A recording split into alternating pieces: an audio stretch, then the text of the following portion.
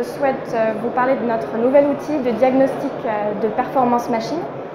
Donc, notre objectif a été de concevoir une méthodologie efficace et innovante dans le but de cibler la sous-performance machine et d'optimiser la maintenance. Donc, imaginez-vous responsable de la gestion de performance d'un parc éolien.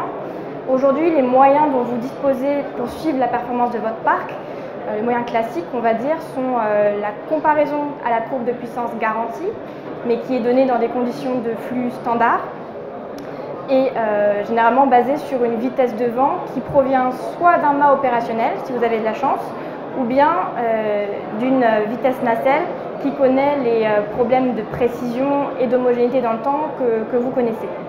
Du coup, ces variations de conditions de flux et cette vitesse de base qui n'est pas forcément toujours fiable rend difficile l'identification de l'écart entre la production réelle et la production garantie. Si cet écart est du coup lié à un biais de la méthode ou bien alors à un vrai problème de sous-performance. Et ensuite, une fois que vous avez ciblé le problème de sous-performance, il est particulièrement fastidieux et long de déterminer d'où vient ce problème basé sur une analyse statistique classique des différents paramètres secondaires SCADA.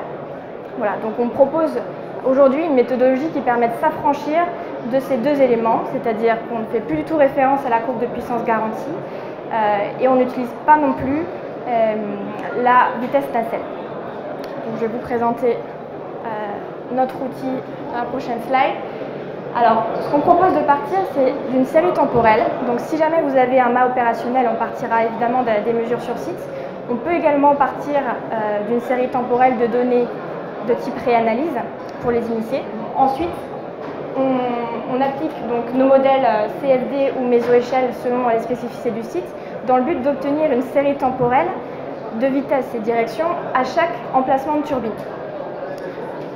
On obtient également donc des conditions de flux, vitesse, turbulence, cisaillement, etc.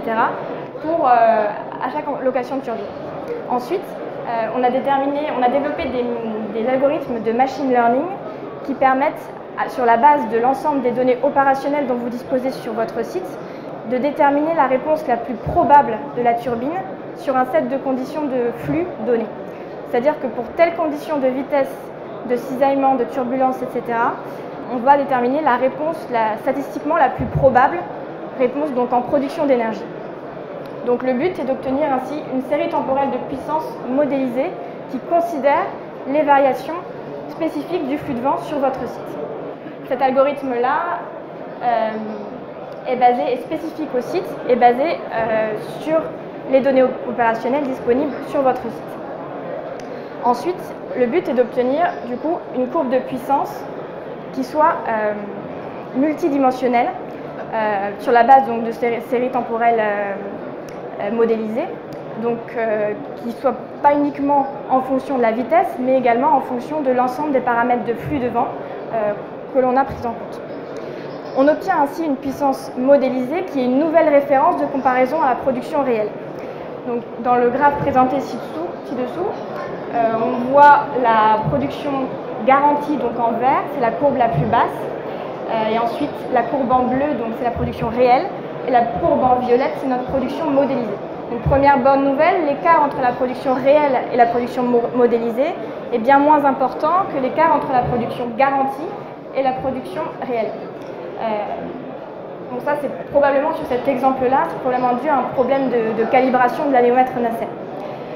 Ensuite, on va s'intéresser à l'écart entre la production réelle et la production modélisée. Et cet écart n'est pas critique en soi, mais c'est plus la variation de ces écarts qui va éventuellement renseigner sur un problème de sous-performance. C'est-à-dire que si à un moment donné, l'écart entre la production modélisée et réelle est fixé et que sur la série temporelle obtenue donc au cours de la vie opérationnelle du parc, cet écart s'est creusé, ça renseigne du coup sur un potentiel problème de sous-performance. Donc du coup, on va utiliser l'écart type de cet écart, de cette différence entre la production modélisée et la production réelle comme indicateur de sous-performance de la machine. Donc cette différence, on appelle ça résidu. C'est du coup l'écart type des résidus qu'on va analyser par la suite. Donc, je vais vous montrer un petit exemple aux écarts types des résidus, donc, qui est l'écart entre la production réelle et la production modélisée, qui est un indice de la prévisibilité de la production d'énergie à une machine donnée. Donc ici, on a fait tourner du coup cet algorithme sur un site. Chaque point représente du coup une turbine, et plus on est dans le rouge, plus il est difficile de prédire l'énergie. Donc ça correspond ici du coup à un écart type important sur ces résidus. La première étape de l'analyse permet de cibler les machines, statistiquement parlant, qui ont plus de chances de poser des problèmes de sous-performance. Donc du coup, ça va permettre de prioriser les machines pour lesquelles il va falloir étudier un petit peu dans le détail les paramètres SCADA. Donc dans le cadre de cet exemple, on a choisi d'aller un petit peu plus dans le détail pour la machine A et la machine B ici, donc qui sont plutôt vers le orange-rouge, et de voir un petit peu les causes potentielles de cette sous-performance. Donc on a mené une analyse statistique de type par composante principale pour identifier la dépendance entre ces résidus et des paramètres SCADA secondaires qui vont du coup nous renseigner sur quelle inspection mettre en place pour corriger le problème. Donc pour la turbine A, c'est plutôt des signaux de type composant qui ont été identifiés comme étant importants du coup. Les résidus dépendent principalement du coup de ces signaux-là. Et on a pu conseiller du coup à notre client une inspection ciblée sur l'unité hydraulique de la turbine. Dans l'exemple B, on n'a pas eu de signaux de type composant qui se sont dégagés, ce sont plutôt des signaux de type mécanique. Et dans ce cas-là, cette machine a été jugée intéressante pour vérifier s'il y avait un problème éventuellement de pitch ou de yaw. Donc étant donné qu'on n'a pas de signaux spécifiques pour l'alignement du yaw, c'est quand même une cause probable ici de la sous-performance. Donc dans cet exemple-là, on a accompagné notre client pour mettre en place un lidar nacelle et pour identifier du coup s'il y avait un vrai problème d'alignement nacelle.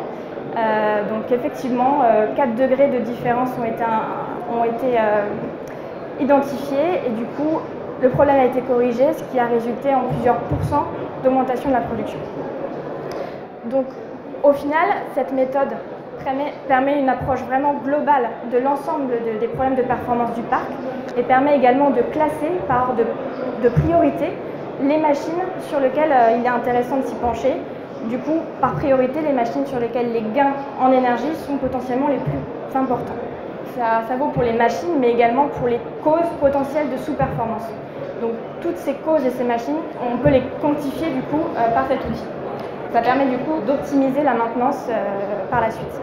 Donc aujourd'hui, ces algorithmes de machine learning sont spécifiques au site. On a pour objectif donc de développer ce produit et de l'étendre à l'ensemble de notre base de données, 3 gigawatts, 1500 turbines, ce qui permettra dans le futur de cibler la performance de votre modèle de machine par rapport à un échantillon significatif du même modèle de machine dans notre base de données.